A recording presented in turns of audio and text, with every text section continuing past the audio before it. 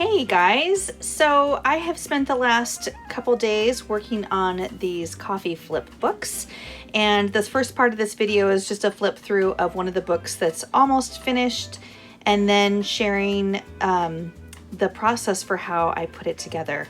I used mostly the Echo Park paper that's just called Coffee Collection Kit is what I used. It had a variety of coffee papers in there, and I also used docrafts Papermania Sweet Treats pad, and then just a touch of Paige Evan's Go the Scenic Route for some extra stuff.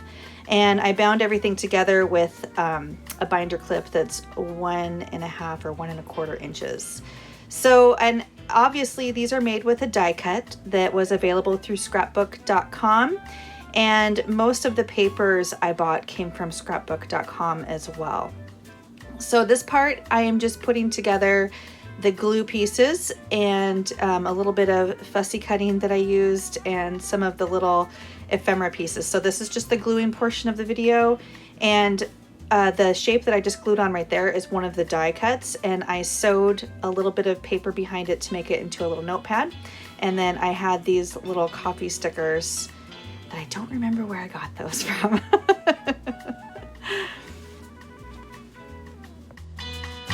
You'll notice that I'm just putting glue on the very edges of these so it can make kind of a belly band that goes into there. And I use what's called Reptile Glue because it dries really fast and really clean. If you use really thin paper, it'll show through kind of like in bumps. But I like it because you can glue something down and then just a short time later you can put whatever into it that you need to. So this is another little pocket that I made, and here's the die cut. So it comes with all of these little pieces, and then I also used this Maggie Holmes embosser that is the blue paper there in that little band, and these are just the different pieces that came with the set from scrapbook.com. So once again, just gluing the very edges so that it makes a little slide-in pocket where I can put something. And the sticker right there just came with the Echo Park kit.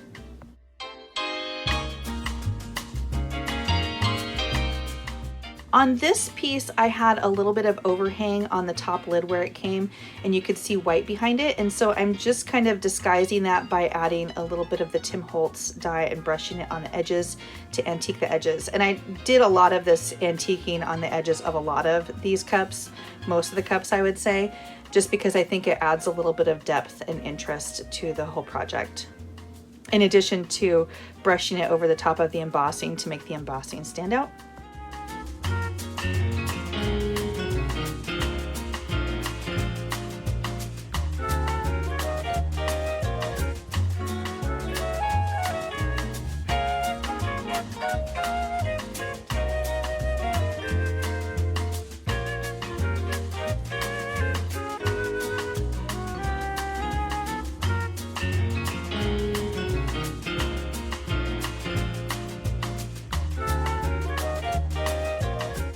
Now I'm ready to move over to do a little bit of sewing. So the first piece that I'm doing is going to be the cover, and the cover has a little shaker in the center of it with a little bit of tulle to hold in all of the sparkles.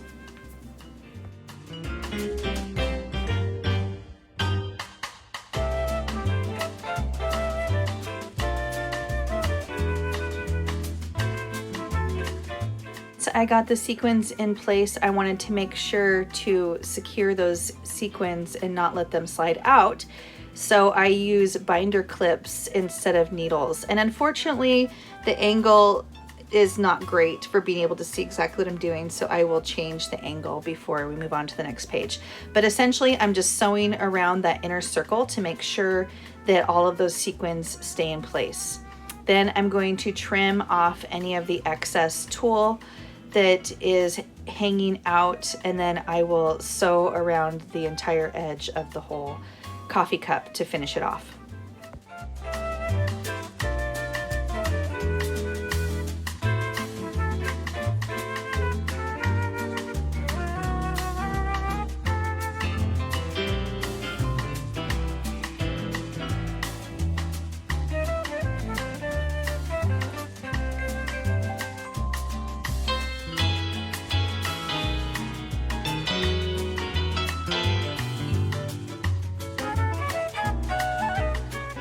Final step for this piece is just to brush it with a little bit of that Tim Holtz dye to make the edges stand out and look complete.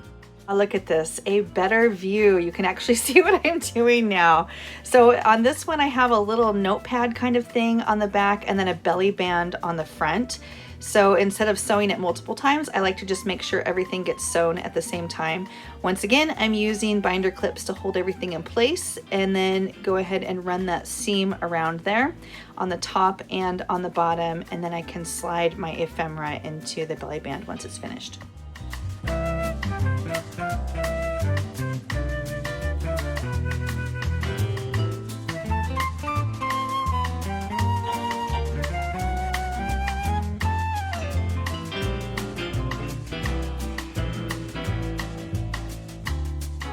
Next one is a little pocket, and I had to go back and look at my original just to make sure I was doing it right. This guy got glued on like a little pocket onto the back, but then the side needs to be left open so that there can be the little card can slide in and out really easy. So I just wanted to make sure I could do that. So I start sewing on the bottom and then just make my seam go all the way around and over the top, and then leave a big enough gap for it to slide in and out.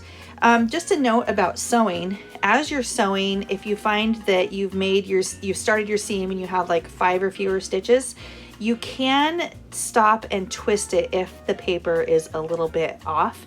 Kind of a nice thing about sewing is it's not like glue. There is some flexibility, and my music wasn't playing, so I had to fix that. And then this is the next one. I accidentally already sewed in the shaker when I was prepping the other one and doing the prototype. So I accidentally did that, and it's still there. It was just one that had acetate instead of the tulle. And then this little pocket was just the very bottom of the cup so that it could fit on like a pocket. And once again, I'm sewing a couple different sides, and so I'm using those binder clips to hold everything in place while I sew.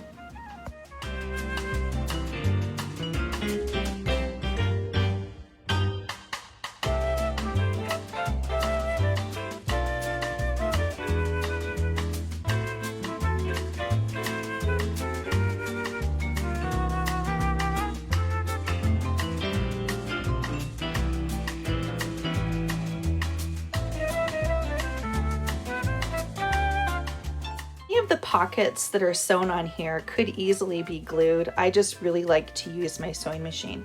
I would not use a double-sided tape simply because when you're sliding things in and out, the double-sided tape can have a little edge to it that will allow things to adhere to it. So I like to use either wet glue or my sewing machine to put everything together, especially if it's a pocket. I will only use tape usually if it's a cover or if it's something that doesn't have a pocket or anything sliding in. So this is a gigantic pocket on the top, and it slides all the way down inside the cup. So I wanted to make that obvious by adding that little indent that allows you to get the tag out really easy. The back side has a little journal spot that's sewn onto it. And so I'll sew that on real quick and then sew around the edge of the whole entire cup. There's also a pocket on the bottom. And one thing I liked about it was a subtle thing that I did was just a double seam. And because it's on blue, it made it look like it was a jean pocket, which I don't know. I thought that looked kind of cool. So nice little touch there that was a happy surprise. Sewing machine bound up here. This is not my usual sewing machine. My other sewing machine is getting tuned up, my Battle Axe of an Elna. This is a brother that I bought for this very moment, just in case I had something happen to my other one, and I didn't want to have to stop making. But I do trim all of my threads and clear them as I go so they don't get caught up in the current sewing. I don't like it when I accidentally sew some thread that's hanging loose into the current stuff. All right, so now I'm just gonna go through and put it in order. And because with my prototype, I specifically put it in order so that you didn't have too much pink in a row or too many of the donuts paper or whatever. I just wanted it to have some kind of flow. And so I'm just copying directly what I did on the other one. And shortly I will be using my Crop-a-dile to poke a hole or punch a hole, I should say, not poke a hole. And then I'm going to use some rivets that I got on Amazon. You can get, I think it's 500 or 1,000 of those, and it's the bigger one. And those are kind of hard to find. They have them in that gunmetal gray and silver and gold. And so I have all 3 of those options, and I think it's only 12 bucks for all of that. So I will link that in my YouTube video. So you will see that I'm kind of stacking them up. I want my holes to all be in the same place, and that you will also notice that I'm pulling out any of the tags or ephemera that are near the top, because I don't want to punch those and have those be a part of the rivet. And so when I even put the rivet in, I make sure to pull the card or whatever out of the way so it doesn't become a permanent part of the card that will not be removed.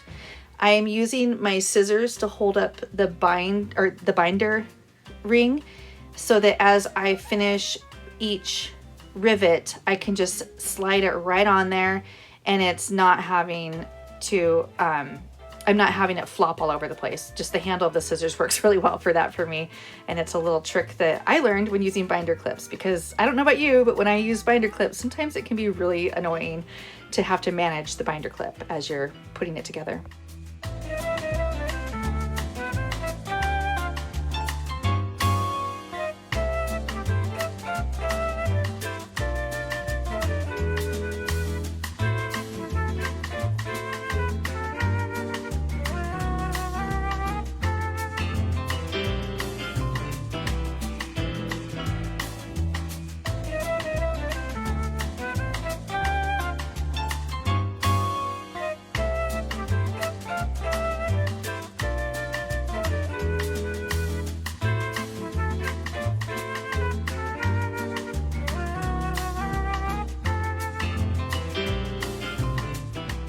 At this point, I just got out the sticker sheet that I have and some of the leftover stickers and decided to add a little bit of extra embellishment.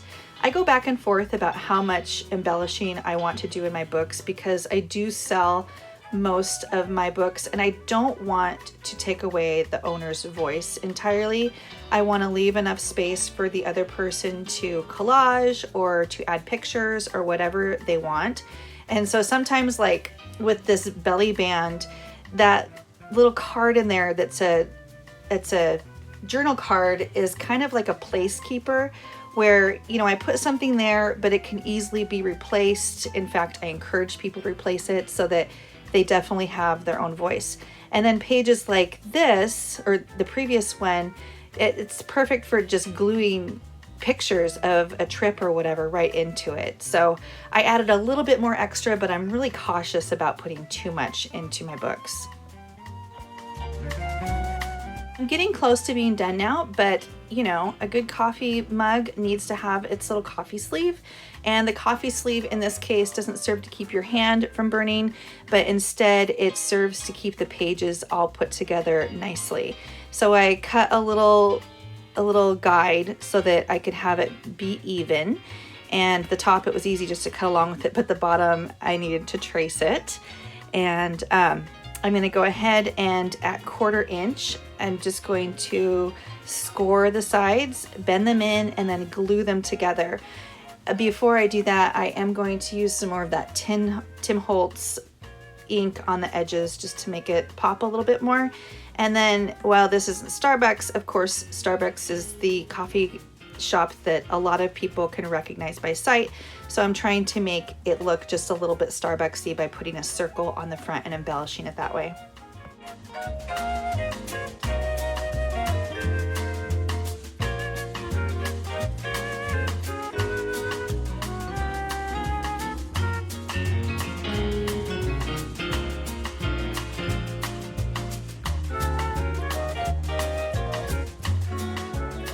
All right, we are almost done. The last step is to add the little dangle that's going to hang off of the ring and just make it look a little cuter. I got all of the beads and things from AliExpress, which is an online company that ships from overseas. And then I use baker's twine on this one because my hands just hurt when I work too much with wire and jump rings, and so this is just a more straightforward, easy way for me to make a little dangle. And I think it turned out really cute.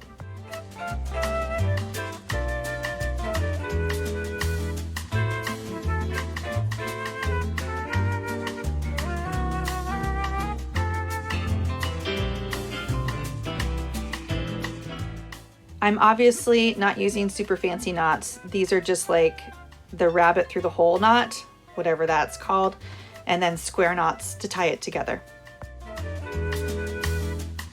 Another thing, you might have seen me put a little glue on the tip of the string, and that's just to keep it together and keep me from licking it over and over when I'm using the beads, and it keeps the string from fraying. All right, that's it, everybody. If you're watching this on YouTube, I am putting any applicable links down in the description box below. And I just wanted to say thank you for sticking with me and making it this far. I hope you enjoyed watching this as much as I enjoyed making it. Happy New Year.